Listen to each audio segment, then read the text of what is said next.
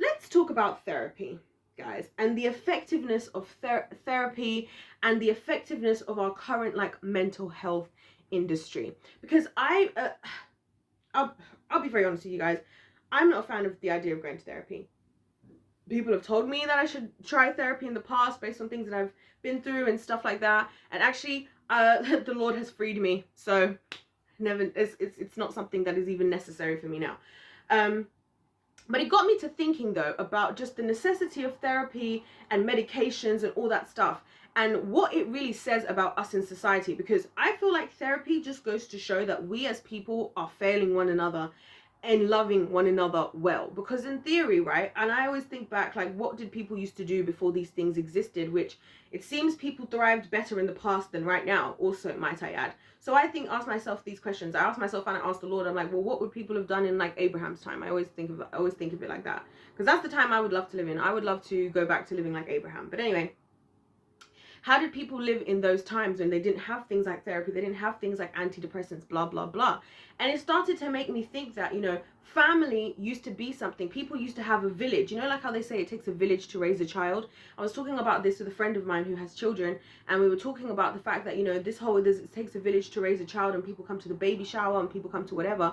But then you as a mum, as a family, can be completely alone through the hard things that you're going through. And it would be nice if people could just come even and support you in one way or the other. It doesn't have to be mental health. It could be making a meal for, you know, a really busy mother. It could be offering to help, you know, I don't know, tutoring one of their children if it's in a subject that you're really good at. Stuff like that. That's supposed to be like the village mentality, and we're supposed to have a village. We're supposed to have people around us that we can talk to and talk through things with, but we don't have that. And I feel like what I'm noticing just in this whole mental health industry is we're moving further and further away from having a village and a family and people that you can talk to who will have your back, and closer to just everybody being so isolated and just desperate for an outlet somewhere where they can be acknowledged, they can be seen, they can have their feelings heard. You know, that's why I think it's like when people get diagnosed with mental health disorders, and I used to think of myself having certain things that I could potentially have, and I used to want to get diagnosed, but then I realized, no, I don't want to get diagnosed. I don't want to get diagnosed with anything, because I don't want it to then be what people do, where they do this thing of like, oh, you have this, it's a chemical imbalance, which yes, it is a chemical imbalance, because guess what, our emotions, our soul, our spirit, it all works together. That's why I even say to you guys all the time, science, creativity, logic, and what's the other thing, spirituality, that intersection of those four things, that is God. That's what God does. That's how he created the world to be, right? So yes, of course, you're going to see the chemical manifestation of what's happening, but it doesn't mean that the thing is just a chemical manifestation. And I think things are so much more triggered than we even think. Hold on, I want to write something down, because I just remembered I wanted to talk about school shooters, because I was researching about that today as well. So I'm just noting it down on my book so I don't forget. But yeah, so people then find, so say for example, right, I'll give you an example. People will say, okay, this person, I'm diagnosing them as depressed, right? Then you get diagnosed as depressed. Oh my goodness, I've just realized something. Thank you, Jesus. Thank you, Lord. Oh my gosh. I just realized right now in this video that if it not for the fact that the healthcare system actually failed me in as far as mental health, I would have never actually like gotten to where I am right now. So thank God for that. Anyway, if somebody gets diagnosed as depressed, right, what then happens is we don't really think enough into how they got depressed, right? It now just becomes, oh, now we can medicate it, or now this is what we do to manage it. So it's like, as opposed to like fixing the problem, as opposed to uprooting things at the very root, we just manage it as something that can't be dealt with. Now that is a very demonic way of thinking about it, guys. I'm going to be very honest. Like you know, of course, I'm a believer, I'm a Christian. I believe in the power of deliverance. I believe in it because I've experienced it myself. I was actually talking about this with my friend the other day, about how this, like when I started this YouTube channel, guys, I was actually depressed. Believe it or not, I actually was. And you know what happened? I spent loads of time with the Lord, and that's why I'm so happy now. I'm so happy. I was actually saying to my friend yesterday that like I've been so happy at the moment, like this month of October, I've been so happy that I've been struggling to sleep because I'm just so happy. Like, does that sound normal? No, it doesn't. And my point is, because the things that were going on, they were dealt with from the root cause. All my life, I've been through all these different things of like trying this out, trying that out, and it's all just managing it, right? that's not helpful. That's not freeing people. That's why I don't believe in, that's why I feel the way that I feel, because I'm like, I'm just watching people adding another layer and another layer and another layer and another layer to try and kind of like keep this thing under wraps that's still there bothering them. It's like when somebody, if you were to get stabbed in the leg, right, you're not going to just leave the knife there and then just try and like fix the outside of the wound so you can keep the knife in. You're going to get that knife out, and then whatever damage is done in the inside, you're going to repair it so that your leg is repaired again and you're all good to go and you're all Gucci, right? So why is it that when it comes to mental health and stuff, and this is where I find the issue with therapy, because I feel like people get like a short burst. The reason why I don't think therapy would be good for me, because I feel like I'll be getting like a short burst of like acknowledgement and understanding, and then walking right back out into a world again where I feel the exact opposite, and then just dying for the next kind of hit of acknowledgement and understanding the next time. And sometimes the other problem is that a lot of these therapists, as I pointed out in one of my previous videos, how there was this trauma therapist lady who was talking about how she has all these triggers, and I was like, how are you going to be somebody with so many triggers as a trauma therapist? How does that work? Because the only reason you get triggered, I tell you guys about this all the time, the reason why stuff doesn't bother me is because there isn't a wound to poke into. There isn't something that you can't make me upset about something. Like I used the example in the other video, and in case you haven't watched it, you need to go and watch it, okay, and subscribe to the winning team. But as I illustrated in the previous video, right, if I poke myself in the hand, right, this right now, doesn't hurt, right? Doesn't hurt. I can poke myself pretty hard. It may hurt a little bit, goes away. If I cut myself and then I poke myself, it's going to hurt a lot. Why? Because I've got a wound now, right? So it's going to hurt. If it starts to heal, but it's not completely healed, it might not be hurting hugely, but if I go and poke it again, it's going to hurt. You know why? Because I've triggered an unhealed wound. Do you see where I'm coming from? And so I feel that there's so much of this just like masking of wounds that goes on that people are not actually, what do you call it? Healing. I don't think the version of healing that we see in the world today is real for the most part, because people are still spending. Do you know how much energy it takes? Because I can tell you guys this from experience. It's a lot of energy dealing with mental health issues. It's a lot of energy trying to do all the little steps that people tell you have to take to be able to get through the day and whatnot and what have you. And that's why I just feel like I'm not against people going to therapy, and I'm not against a lot of the stuff that's happening. I'm just like, I feel like we've taken and I feel like it's done on purpose. That it's like, let's just not really get to the root cause of stuff. Let's just look at it as like, oh, this person is diagnosed with this, diagnosed with that. That's why I just started to think about the school shooters, because I was reading up on the like, you know, background of the school shooters, the two school shooters, one from the Texas one that just happened, and the one from Florida in Parkland in Florida, which I've also, anyway, I'm not even gonna, anyway, I'm not even gonna in this video. I'm not even gonna go there in this video. But anyway, and what I noticed in that was, again, both of those two boys, by the way, oh, this is the perfect video to mention it. Both of those two boys had both gone to those schools, right? For one, they had both experienced things at home and in school, bullying and whatever, and there had been multiple red flag signs of what happened, of what was going on in their lives. Both of these boys who did the school shootings that I just mentioned, both went to the school that they went and shot at. Both had multiple people who had acknowledged that they had issues going on either through bullying in school or at home, or both. Both had seemed to have red flags and potentially behave in that manner. In fact, one of them had actually said 4 years prior to that when he turned 18, he was going to shoot the school down. He told somebody that.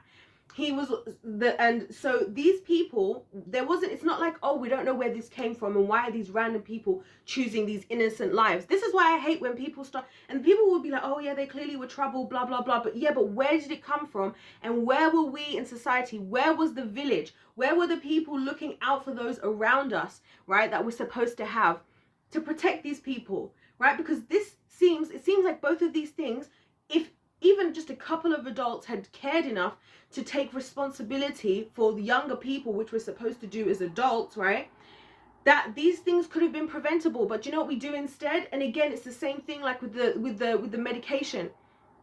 people don't talk about how society went wrong, right? And how the schools went wrong and the government and people went wrong, right? They talk about, oh, we need to ban guns.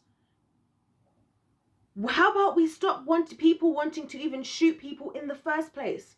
Do you see what I'm saying? Because I'm like, this is why I feel like I like everything that I've said in this video is what I'm saying. Because I'm like, okay, so these young boys clearly were going through it, right? And honestly, the more that the attention is being drawn to this stuff, I feel like it's putting the idea actually more into people's heads. So we're just focusing more on guns, gun laws. So we're creating more division. So everybody's more angry with each other. You're either pro-gun or against guns, blah, blah, blah, blah, blah, blah. We're still not dealing with the wound that is really there, that is causing this in the first place. We're busy talking about something else, which we're all going to have different perspectives on, and it's going to be a distraction, and then the time is going to pass when we finish arguing about it. We still haven't dealt with the wound, and then guess what? Something's going to trigger, and then the situation is going to happen again, and then the conversation is going to happen again, and then the cycle is going to repeat, and it's going to repeat, and it's going to repeat, because that's what happens when you're dealing with unhealed wounds. See where I'm coming from? So that's why all this talk about therapy and mental health and all this like progression that I think people feel we've made, we haven't made it. We haven't made it. We really haven't. In fact, in a lot of senses, we've gone backwards. Family used to mean a lot more, right? Family used to mean a lot more. Parents, mothering, being a mother, being a father used to mean a lot more. Being an auntie, being a grandma, it used to mean a lot more than it does now. Being a friend used to mean a lot more. Do you know how many people don't have any friends who have actually would be there for them in a tough time as soon as things are hard for them? How many people do you see who've gone through those experiences? As soon as things get tough for them, their friends aren't there. And I'm not saying that you lean on your friends and put all your everything into them. I'm not saying it like that, right? That's why you have many different relationships on many different levels. Of course, the most important relationship and the one you put all your trust in is with the Lord, of course. Hello. That's how I got here. Hello. But when I say that's how I got here, I mean, that's how I had got to being happy all the time, okay? Of course, I cry sometimes, have bad days, it happens. But internally, your girl's good, okay? She's good. She's with the Lord. The Lord is always there, and he is reliable, more reliable than anybody else. And I'm so grateful that he showed me that. So now I will never put my trust in people like that ever again. It's all good, guys. And that's why I say these things to you guys. I'm telling you things that I've experienced, you know, and it's, obviously I don't usually share that much into my own like mental health and stuff, but I feel like it's important to say because I want for people to be free. I want for people to be happy. I want for people to thrive. My goal on this channel with everything that I say to you guys, it's so that you can to try and help you get on the path to a life where you can thrive and you can be happy and you can be enjoying yourself, right? And so when I talk about these things, as much as it's what do you call it, it's triggering obviously for people, because maybe therapy is the crutch, the one time of the week you get to speak to somebody, blah blah blah. I'm not saying people shouldn't do that. Maybe you really were, you know, self-harming more before you took antidepressants. I'm not saying those things are not helpful. I'm saying a lot of the time it just seems these things are not getting down to the wound, and so it's like we still end up seeing the same problems happening, and it's never really being dealt with. And I mean, even one of the school shooters, again, and I'll finish on this thought, I think it was the Florida one, right? Even one of the school shooters, did you know that he had been on because he'd actually been I think it was the Florida one. Yeah, the Florida one. He had been identified as like, you know, needing help. One of them had actually been recommended to be be put in an institution, which that's another whole conversation, how there's just not enough institutions. But anyway, let's not even talk about that. What happened? So he had been having all of this stuff, all of this like support and treatment he was getting for his thoughts, right? And what he was going through. Oh, this perfectly rounds up my point that I'm making in this video. He was being treated. Then, for whatever reason that I don't know, that was not specified in the articles that I was looking at, had been off the treatment for a year, and it was after that he then went and did the school shooting, which again, going back to my point, why did he go and do this when the treatment ended? Because the treatment did not heal the wound. So all he needed was what? The trigger. No pun intended there. All he needed was a trigger for him to pull the trigger. See what I'm saying? So you guys let me know your thoughts in the comment section down below. I do feel a bit like weird that I feel like I've talked more about my own mental health, but I feel like I should be honest with you guys so that you know that when I'm saying a lot of stuff, I say it from a place of experience. So like, oh, I've been there. And also so that you can understand why I talk about the Lord so much and I talk about being close to God, because I am here for like this. Listen, guys, I the way I look at life is like this, right? This is why I feel like, and I feel like this is the winning mindset, right? I'm like, go hard or go home. If I'm going to be alive, if I'm going to be here on this planet, I'm not going to play it small. I'm going to play it huge. I'm not going to let the world, I'm not going to let anything make me be depressed for the rest of my life. I'm not going to be broke for the rest of my life. It's not going to happen, because I only have one shot at life. So I may as well give it everything I have. I may as well be the realest person that I am, and I may as well give it a go. And I said the same to the Lord. I was like, God, if this is you, if this is real, listen, I better see the good life, okay? Because that's even what the Bible promises, that Jesus came to give us life and life abundantly. So I was like, that abundantly part, yeah, I'm gonna tap into that, because I'm not gonna be here on this planet, right, feeling sorry for myself till the end of time. That's not gonna be fun. I've been there. I spent many years in that department. That's why I understand it, guys, and that's why I'm saying this stuff to you, because I realize that, as I said in the video where I talked about switching over the name of this channel, in life, you're going to be one of two people. You're going to be a victim or you're going to be a victor. It's by choice. We're all victims of something. We all have things going on. We've all been through stuff. You guys are probably shocked the amount of things that I've been through. You'll be very shocked, because a lot of people, when they hear someone like me, they're like, yeah, but you probably haven't even this. And yeah, but you probably don't even know what it's like if that. I'm like, I probably do. I probably do in ways that you probably could not have even handled yourself. That's how real it is, if you ask me, if you want to know my really honest, truthful opinion. On that note, guys, shout out to the winning team. Shout out to the winning mindset. Shout out to the victor mindset. Like I said, guys, it's a decision. And let me tell you, the way this universe is created from the creator is that when you adopt that winning mindset, you will win in life. I don't know if you guys have ever noticed this, but I always say this, that so many people say that since a child, they always knew they would be rich. You know why? Because that was the mindset that they had. Anyways, guys, I don't want to make this one too long. Thank you so much for watching this video. I hope you've enjoyed it. Let me know your thoughts in the comment section down below. What do you think? Don't forget to hit the subscribe button. Don't forget to hit the like button. And on that note, if life's a game, let's play to win. I'll see you guys in my next video. Goodbye. God bless.